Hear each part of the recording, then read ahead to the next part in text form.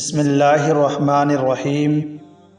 ایک زمانہ ایسا بھی آئے گا کہ لوگ اپنے رب کو بھول جائیں گے، لباس بہت قیمتی پہن کر بازار میں اکڑ اکڑ کر چلیں گے اور اس بات سے بے خبر ہوں گے کہ اسی بازار میں ان کا کفن بھی موجود ہے۔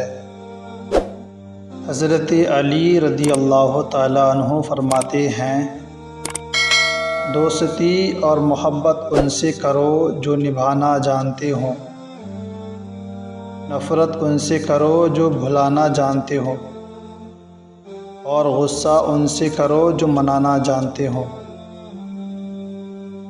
ہر چیز کا صدقہ ہوتا ہے اور عقل کا صدقہ یہ ہے کہ جاہل کی بات سن کر برداشت کرنا۔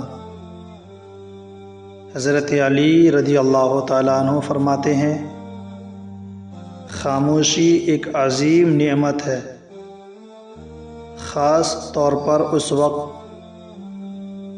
جب اختلافات زیادہ ہوں، آوازیں بلند ہوں، علم کی کمی ہو اور دلیل کی کوئی اوقات نہ ہو۔ جانتے ہیں انسان کسے کہتے ہیں؟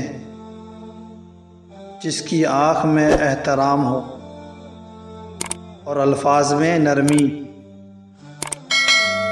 جس کے اخلاق میں رحم دلی اور مقاصد میں اعلیٰ ظرف ہو۔